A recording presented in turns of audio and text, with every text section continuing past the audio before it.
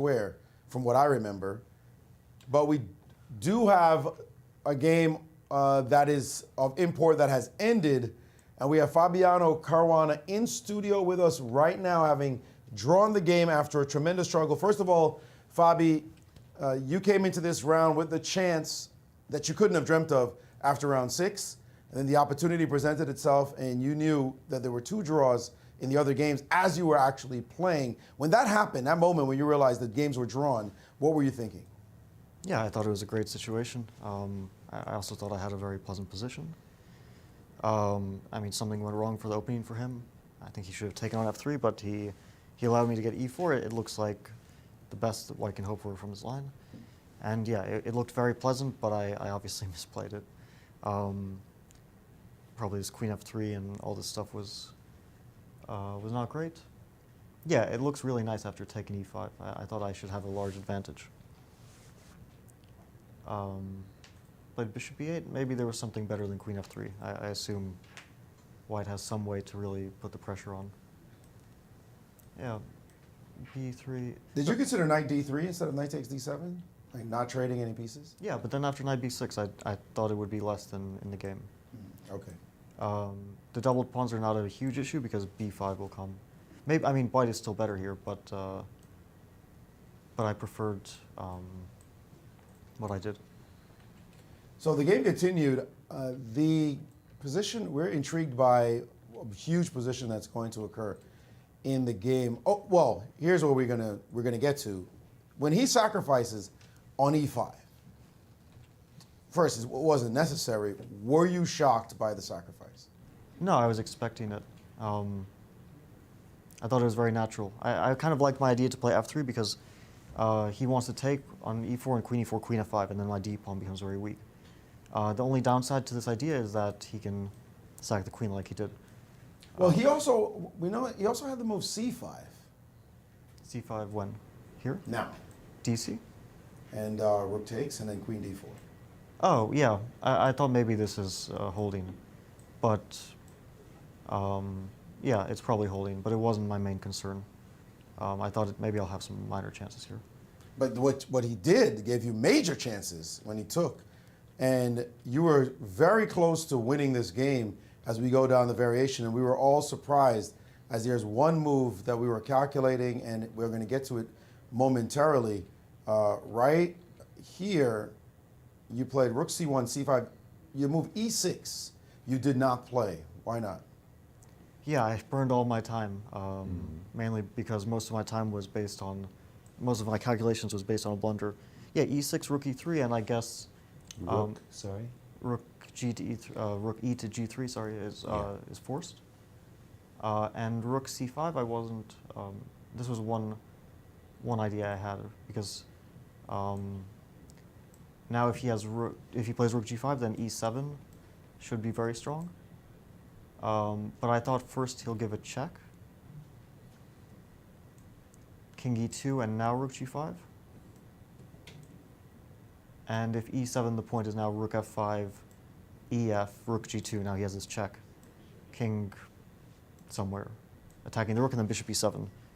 And by the way, this game was finished in a draw. The game between Tohir and Cervantes that we just saw. Congratulations to Begum, Yeah. who then makes second. Cheers, Takes cheers. second place. Sorry, Fabi, please. Oh, no, sorry. Yeah, queen f8.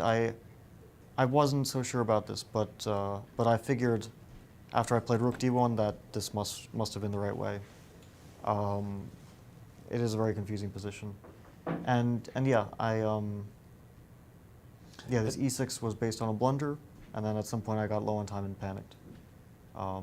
E6 or rook d1? Rook d1 and e6, this whole concept. Mm-hmm. So. We were also considering b2, b3. It's just kind of one of those funny positions where black is so tied up he really can't move. b3 also on your agenda or calculation? He'll play rook g3, rook c5, and something similar except the pawn's on e6.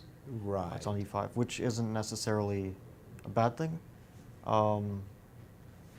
Yeah, to be honest, there were a bunch of options, and I didn't really have enough time. Like 30 time minutes became the key. 30 minutes for the second time control in this position is not really enough, to be honest.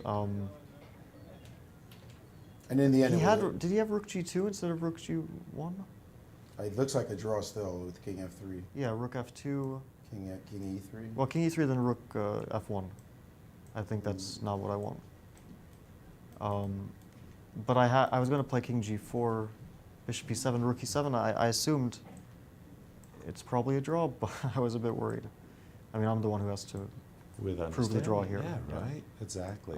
But I guess it should be a draw. Yeah. I don't know, Fabi. You, like No, you King- say, you by the have way, The to- line you gave Fabiano- with Rook F1, After Rook you F1, have, you have F6. Ah, Bishop F6, King King E2 back still to works. E2. I still have this. Okay. So it would be sorry, exactly the same wait, as the game. which moment here? After Right Rook here, G2, check, King F3, check Rook F2. Rook F2, King E3, Rook F1, F6, and goes into the same variation. Rook F2? King King E3, E3, Rook F1, and now F6 deflects the Ah. bishop. And so now you're. And if you take with the bishop on F6, you have King E2. Perfect. Thank you. In the game, Fabi, yeah, no, that was because Fabi played F7. Sorry. Yeah, I don't understand why I played F7, to be honest. We thought it can't. was a great move, actually. What? Well, Sorry. I can just go for the exchange. We were worried that might be a bad position for you, though. No, I don't think so. We were worried about Rook D8, Yeah, take. Bishop F6, Yeah. Queen, Hmm. take, and Bishop A3. I think. we Yeah, thought like this let's is say quite rook to C8 or something. because the C pawn falls.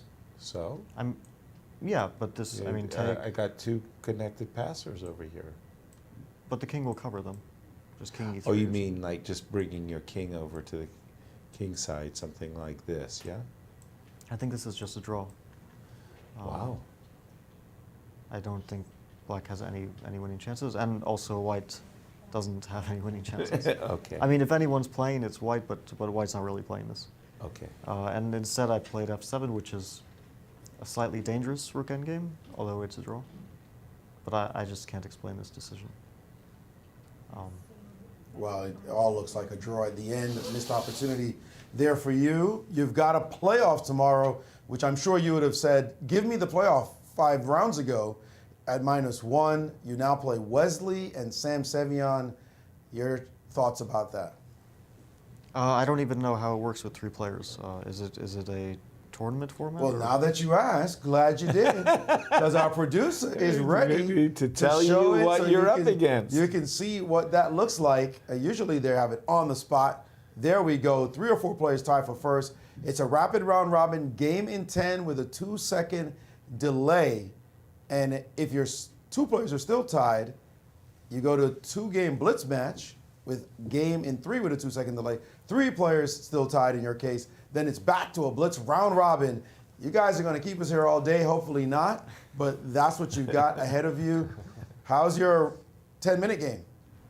Or is it was 10 minutes, right? Yeah, very good. You just read it too. I was just reading. Comprehension. I was reading, Comprehension. not Very paying attention. important. Yeah, I feel pretty comfortable in that format, but I don't know. I'm right now too tired to think about it. It was a tough game and a tough tournament. All right, well, amazing comeback so far. You still got some more to seal the deal. Congrats, and we'll see you tomorrow. Thank you. See you tomorrow, Fabi. Oh, we'll be bright and early. Oh, very eager. We're gonna be back tomorrow, But guys. what I think that this has come back, regardless of the tiebreak outcome, what Fabi achieved with 4 out of 5 in this.